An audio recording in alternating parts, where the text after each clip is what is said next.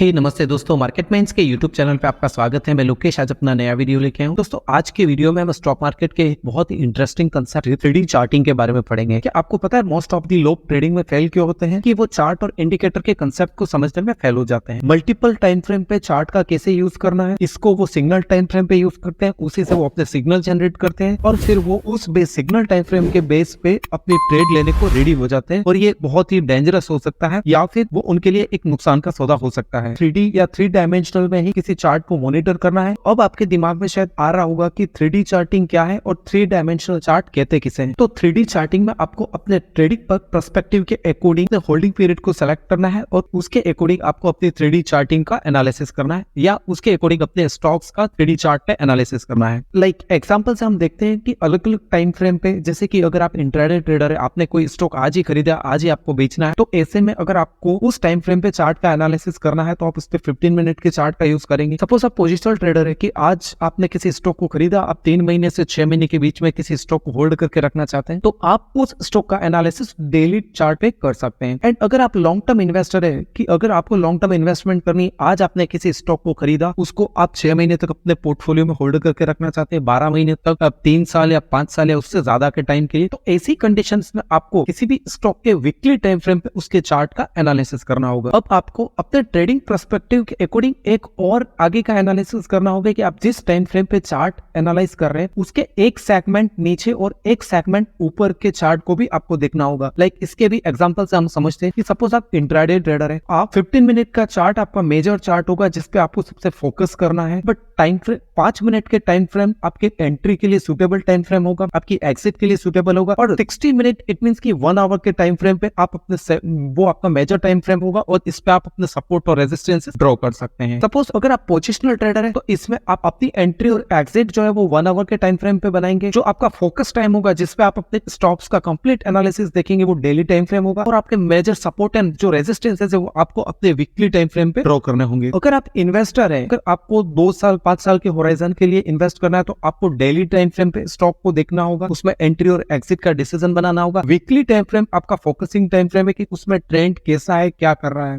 Investor को अपने monthly time frame पे अपने सपोर्ट एंड रेजिस्टेंसेस को फाइंड आउट करना है। इस तरह से 3D चार्टिंग हमारे ट्रेडिंग के लिए बहुत ही इंपॉर्टेंट है। आगे हम कुछ एग्जांपल से 3D चार्टिंग के कुछ और कॉन्सेप्ट को भी समझते हैं। हम अपनी कंप्यूटर स्क्रीन पे चलते हैं और कंप्यूटर स्क्रीन पे हम यहाँ पे रिलायंस का एक एग्जांपल लेते हैं और रिलायंस में सबसे पहले हम एक ट्रेंड लाइन ड्रॉ करते हैं। यहाँ पे वीकली टाइम फ्रेम पे मैंने एक इन्वेस्टिंग पर्पज से एक चार्ट ओपन किया है। ये आपको मैं सबसे बेसिक और सबसे स्टार्ट में इन्वेस्टिंग पर्पज से ही आपको 3D चार्टिंग बता रहा हूँ या शो कर रहा हूँ। सो मैंने एक ट्रेंड लाइन ड्रॉ की है जो यहाँ पे शो हो रहा है कि रिलायंस अप ट्रेंड में है। अब मुझे यहाँ पे रिलायंस अप ट्रेंड में शो हो रहा है तो इसके major support and resistances draw करने, तो मैं यहाँ पे अपना मंथली चार्ट ओपन करता हूँ और यहाँ पे अपने जो मेजर सपोर्ट्स एंड रेजिस्टेंसेस है मंथली चार्ट पे तो मैं ड्रॉ करता हूँ। सो ये जो जहाँ पे सबसे ज्यादा बार इसने सपोर्ट लिया है ये इसका सपोर्ट हो गया है, यहाँ से प्राइस ने बार बार वापस अपसाइड की ओर मूवमेंट किया है, और ये एक इसका रेजिस्टेंस है और इसने अब इस ब्रेकआउट दिया और इसने एक सपोर्ट का काम किया। अभी रिलायंस अपने एक हायर प्राइस पे है और अपने हाई पे है,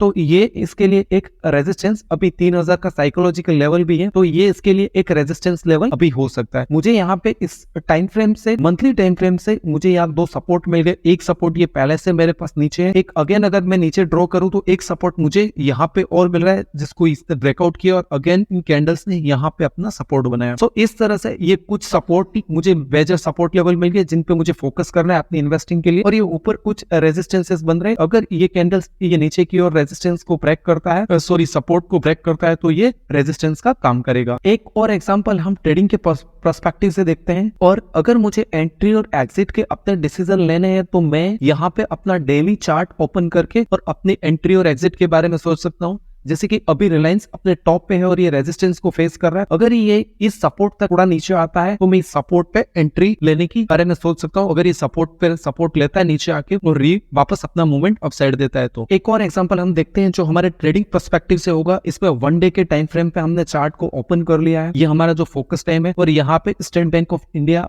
एक अपसाइड में इसका मूवमेंट है। अगर हम एक ट्रेंड लाइन ड्रॉ करके देखते हैं तो इसका मूवमेंट अपसाइड में है। हम यहाँ पे नीचे एक ट्रेंड लाइन ड्रॉ करते हैं और यहाँ पे हम देख पा पा रहे हैं कि स्टेट बैंक ऑफ इंडिया का जो मूवमेंट है वो अपसाइड में एक अपर ट्रेंड लाइन भी अपन ड्रॉ कर देते हैं, ये किस चैनल के बीच में मूव कर रहा है। सो इसने अपर ट्रेंड लाइन को भी एक ब्रेकआउट दिया है और ये एक अपसाइड में मोमेंटम है। सो अगर अभी हम ये डेली चार्ट पे इसकी ट्रेंड को ड्रॉ कर रहे हैं, अब हम अपने वीकली चार्ट पे आते हैं। 1 वीक के चार्ट पे major supports and resistance draw करने की कोशिश करते हैं। यहाँ पे हम देख रहे हैं कि ये जो इसका ये 554 एक इसका मेजर सपोर्ट का काम कर रहा है और ये जो 626 पे भी ये एसबीआई के सपोर्ट का काम कर रहा है। इस सपोर्ट को ब्रेक, ये एक टाइम पे रेजिस्टेंस था और इस रेजिस्टेंस को ब्रेकआउट करके अब इसको सपोर्ट के तौर पे इसने फेस किया है और पर गया है। तो ये जो रेजिस्टेंस था वो इसका अब सपोर्ट बन गया है और ये सपोर्ट को टेस्ट करके और एसबीआई ने अपसाइड में अपना मोमेंटम दिया है। वीकली चार्ट पे हमने और ये इसका हायर पॉइंट है 700 के अराउंड, इसका एक साइकोलॉजिकल रेजिस्टेंस लेवल इसका भी बन रहा है। तो अगर हमें इस पे पोजिशनल ट्रेडिंग अपना व्यू बनाना है तो हम आवरली चार्ट पे आ जाएंगे और आवरली चार्ट पे हम अपने एंट्री और एक्सिट को देखते हैं। सो आवरली चार्ट पे एसबीआई की यहाँ पे एंट्री पॉसिबल थी क्योंकि इसने अपने